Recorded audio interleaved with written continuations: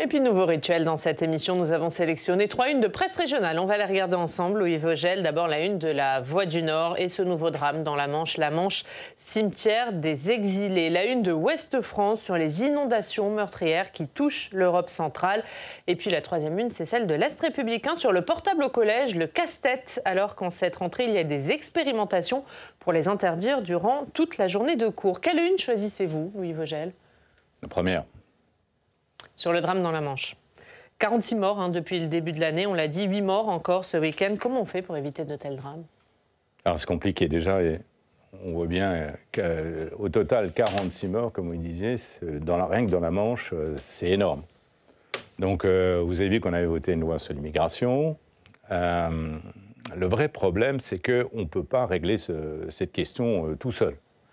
Les personnes qui veulent traverser la Manche, ils ne veulent pas rester en France, justement. Elles veulent aller en Angleterre. Et donc, je crois que Gérald Darmanin en a parlé, il faut que nous ayons un traité avec l'Angleterre qui prévoit qui fait quoi et qui puisse nous permettre de prendre des mesures quand des gens sont en difficulté, etc. Et où les recevoir, comment on fait. Donc, il y a un aspect contrôle et sauvetage. Et là, on ne va pas le faire tout seul. Et je crois que c'est une question générale. Moi, j'avais dit ça quand on a voté le texte sur l'immigration en France. On ne peut pas régler, nous, la France, le problème tout seul. Et évidemment que c'est aux frontières de l'Europe que ça se passe. C'est là qu'il faut faire les contrôles. C'est là que le retour doit s'effectuer. C'est là qu'on reçoit les personnes. C'est là qu'il y a un devoir de solidarité entre États membres. Or, il y a un pacte asile-immigration qui a été adopté, mais qui n'est pas encore en vigueur.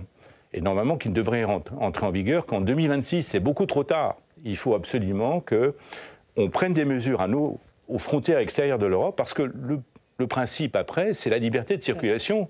C'est le cœur de la construction européenne. On ne va pas remettre en cause les principes de liberté de circulation, qui sont un apport fantastique de l'Europe. Pas seulement en ce qui concerne les personnes, aussi les capitaux, les marchandises, etc. Et donc, c'est à l'origine qu'il faut régler le problème. C'est un peu comme les fuites d'eau dans les appartements. Si vous arrivez à l'arrivée, vous ne pouvez rien faire, il faut le faire à la source. Alors, on va continuer à parler de ce sujet parce que c'est la une de la Voix du Nord, mais c'est aussi l'actualité avec la presse régionale, l'actualité notamment en Méditerranée. On va dans le Var, à Toulon. On retrouve Guilhem Ricavy. Bonjour Guilhem. Merci beaucoup d'être avec nous. Bonjour, Guilhem, vous êtes le directeur éditorial de Var Matin. Et cette problématique de gestion des migrants, Guilhem, évidemment, elle se pose aussi dans votre région, la région Sud, qui doit y faire face.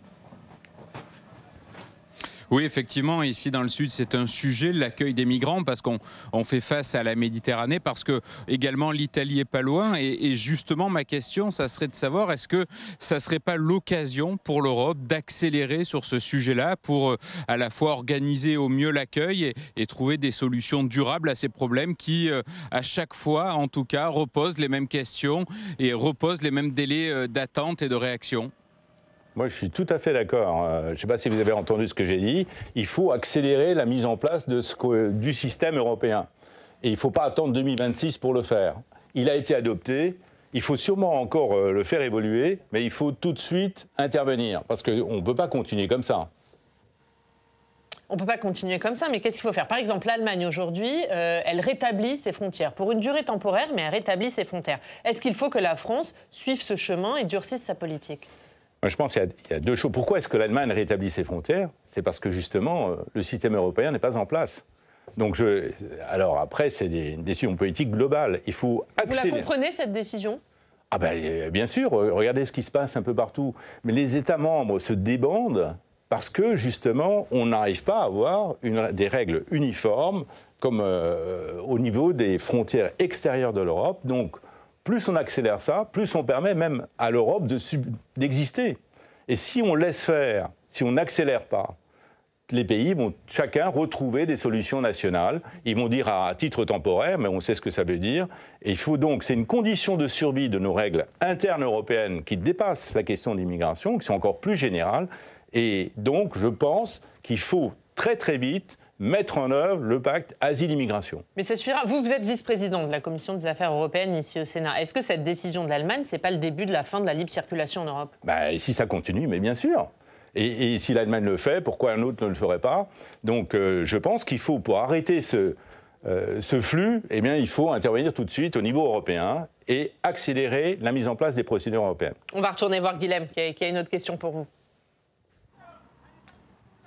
Oui, alors moi qui ai une question plus politique, ici on a suivi avec intérêt les derniers scrutins, on suit, même si on est un peu loin, la situation politique nationale, et moi ma question porte sur ce futur gouvernement. Qui dans votre rang vous verrez rejoindre ce gouvernement ?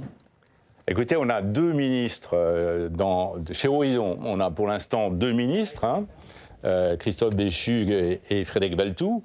Donc, il faut voir qui va repartir et qui va rester, mais il y a plein de personnes qui sont prêtes à entrer au gouvernement, parce que ce qu'a dit, vous savez, on a eu une journée parlementaire à Reims, et ce qu'a dit Édouard Philippe, c'est qu'il n'y a pas de conditions préalables. Contrairement à d'autres, on n'est pas en train...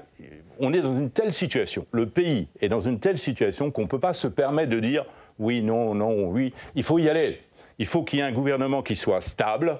Nous, le pays a besoin de stabilité, c'est ce que veulent nos concitoyens.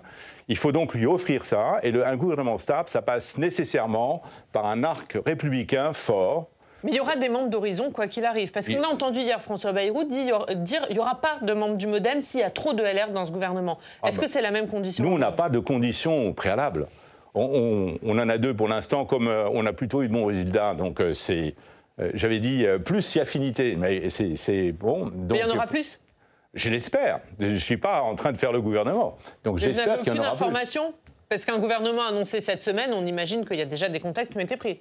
Il y a sûrement des contacts qui ont été pris. Moi, Pas avec vous. Non, voilà, pas avec moi.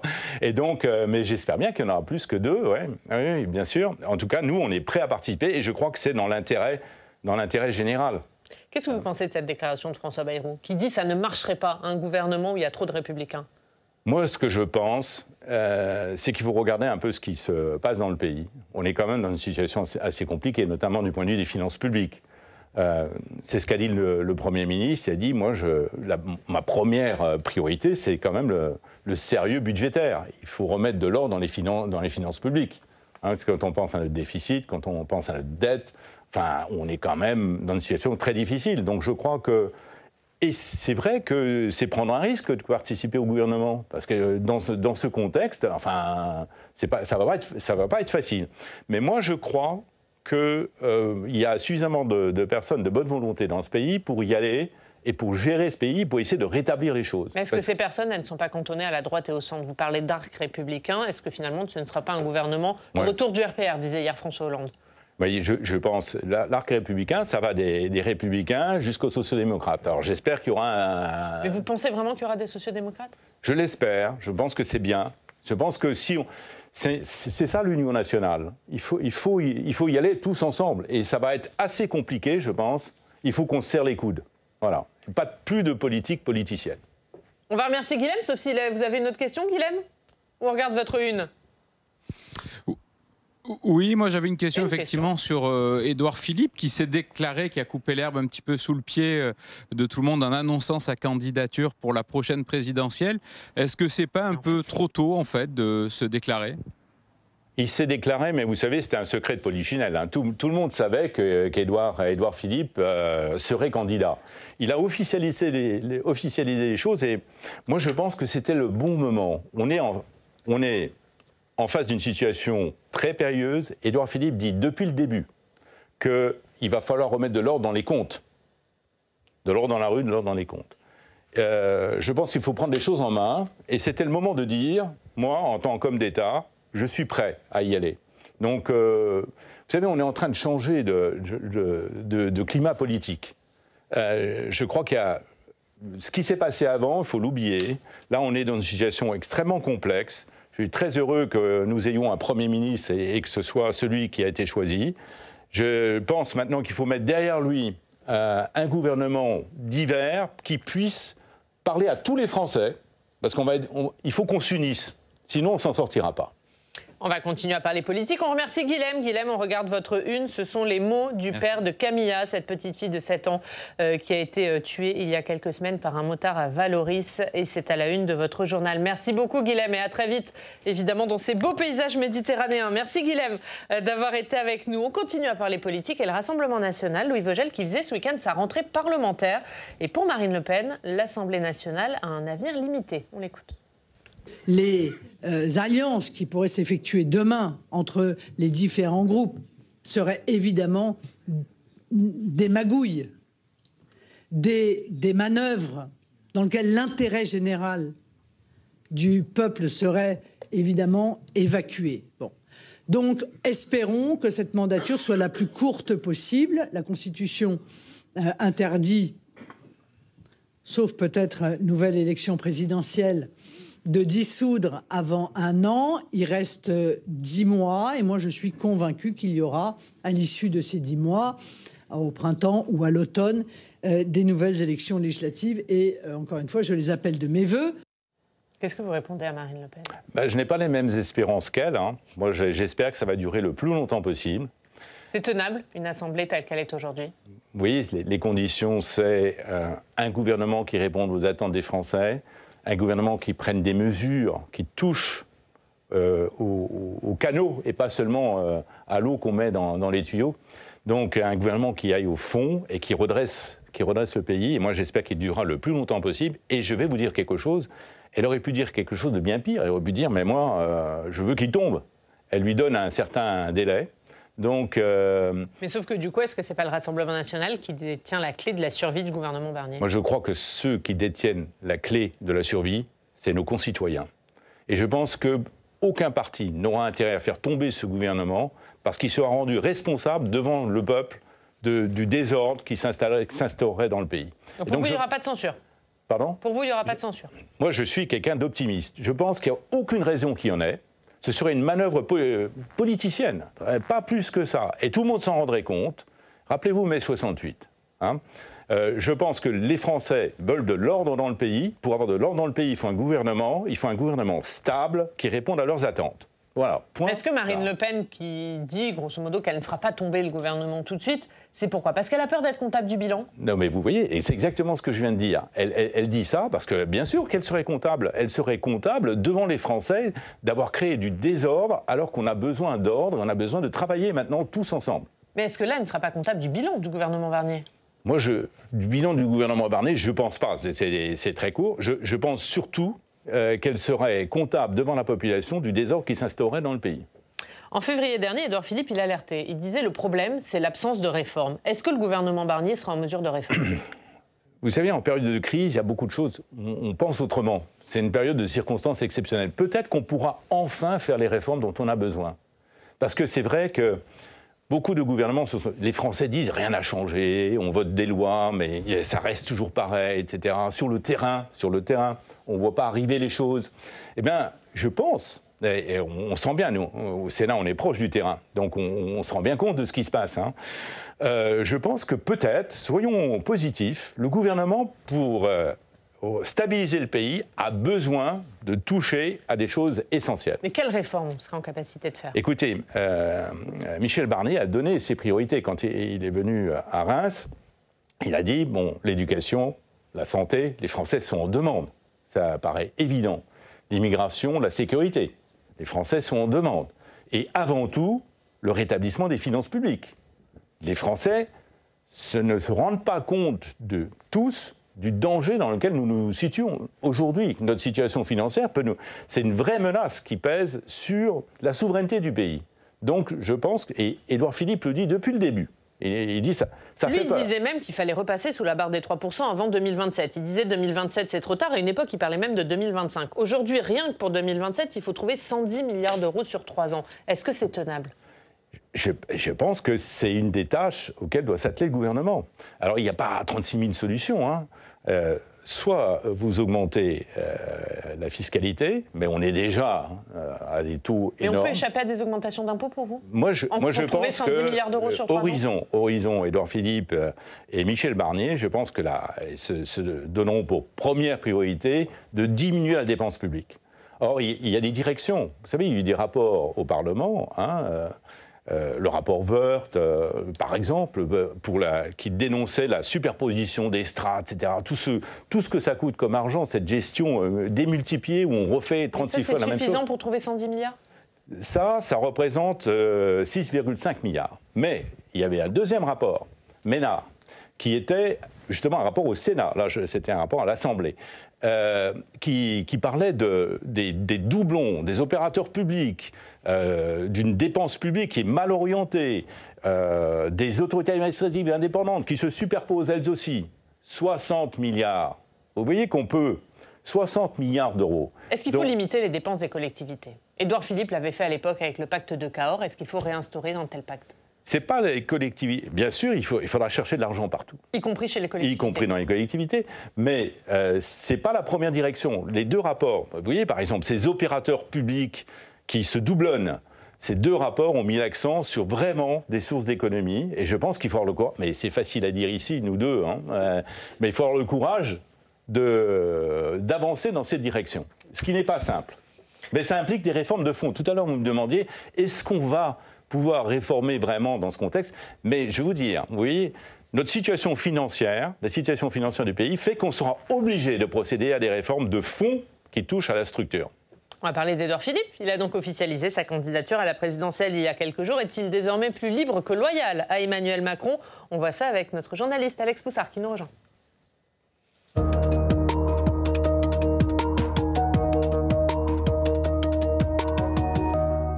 Bonjour Alex. Bonjour Ariane, bonjour Louis Vogel. Bonjour. Et Alex, en plein flou politique sur l'avenir du pays, Édouard Philippe continue donc de s'émanciper d'Emmanuel Macron. Et oui, après avoir dit tout le mal qu'il pensait de la dissolution décidée en juin dernier par Emmanuel Macron, Édouard Philippe a décidé il y a 10 jours, alors que la France n'avait pas de Premier ministre depuis 2 mois, il a décidé d'annoncer sa candidature à la prochaine élection présidentielle. Dans une interview au magazine Le Point, il promet qu'il défendra un vrai programme avec des changements massifs pour le pays. Et il confirme aussi aux journalistes du Point qu'il sera également candidat en cas de présidentielle anticipée, c'est-à-dire si le président de la République était amené à démissionner. Alors cette candidature, elle a forcément été reçue très froidement par l'Élysée, par la Macronie, où on estime qu'il souhaite tourner la page Macron plus vite que prévu. Regardez la réaction du patron du Modem, François Bayrou. Je pense qu'en politique, les fautes de temps sont plus graves qu'en grammaire. Et Édouard Philippe a été, que je sache, 3 ans Premier ministre sous l'autorité du président de la République.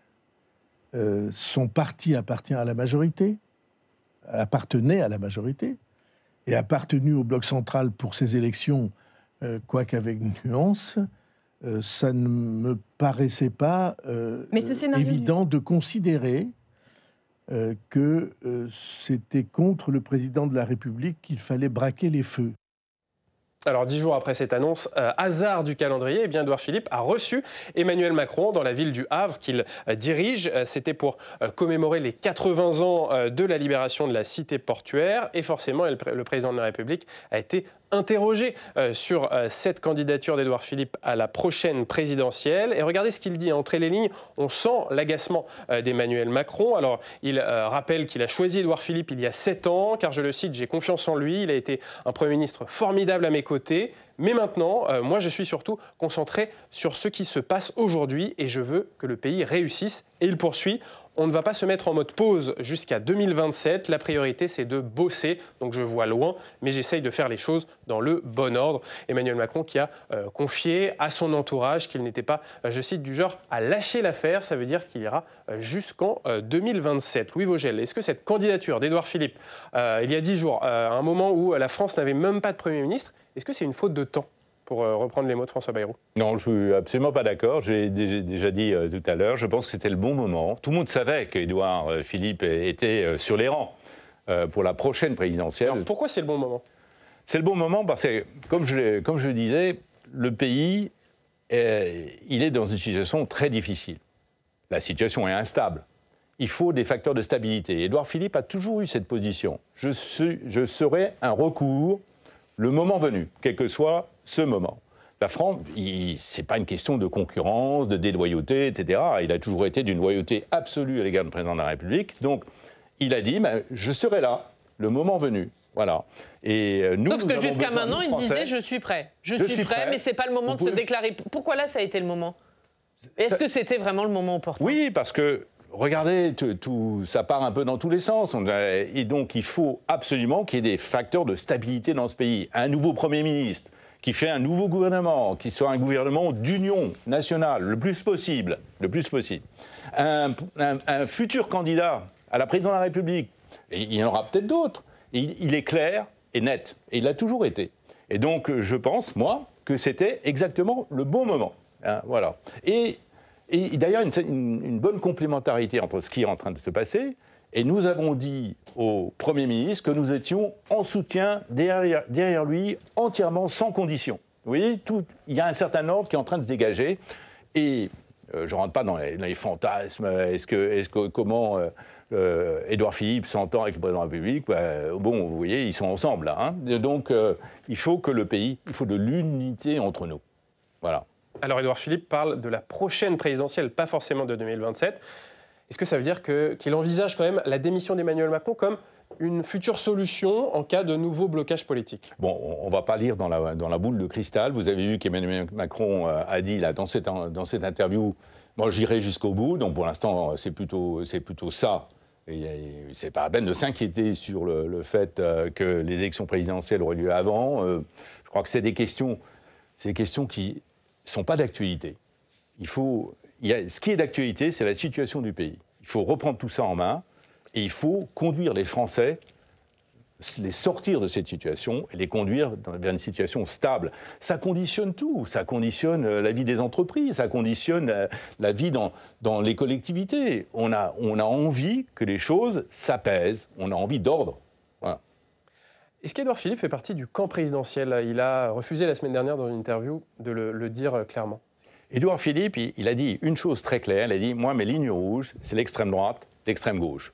Au centre, moi, je suis pour un socle global avec des compromis trouvés entre nous.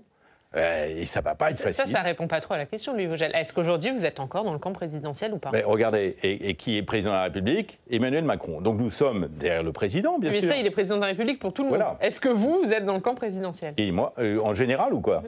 Horizon, mais bien sûr, on est dans le camp présidentiel. On est en soutien, puisque la situation politique a évolué dans ce sens, on est en soutien au Premier ministre pour qu'il réussisse. Le Premier ministre, c'est le Premier ministre du Président de la République. Il y a une certaine cohérence dans tout ça. Il vient d'LR, le Premier ministre. Ça aide à être en soutien quand on est à Horizon.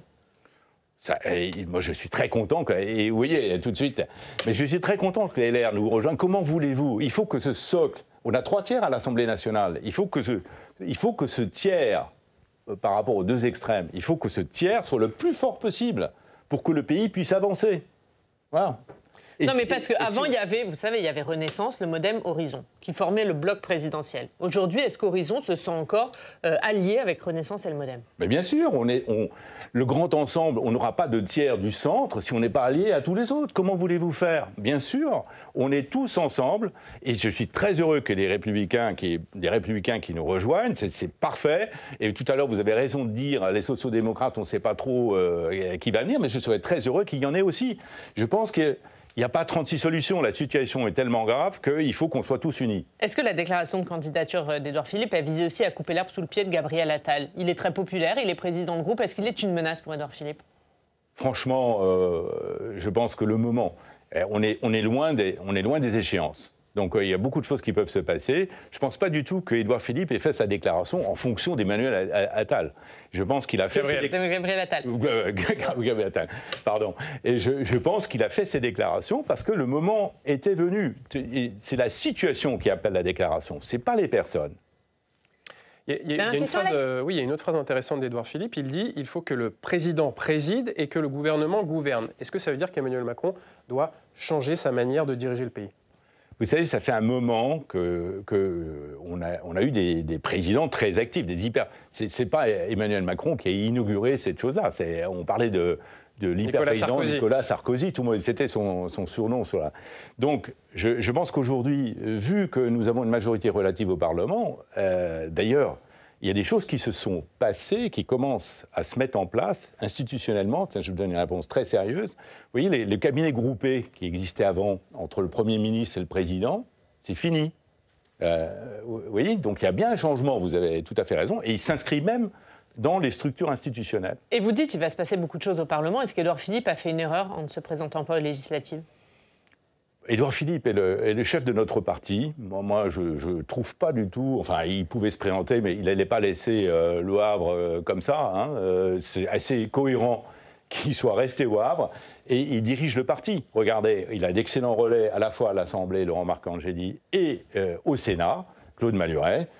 Nous mettons en place un parti politique nouvelle version, avec un pôle idée, un programme. Il a parlé du... Vous voyez, par exemple, c'est très important qu'il se soit déclaré, parce que nous, on est en train de préparer la suite, donc c'est bien que notre chef nous dise « Je serai candidat ».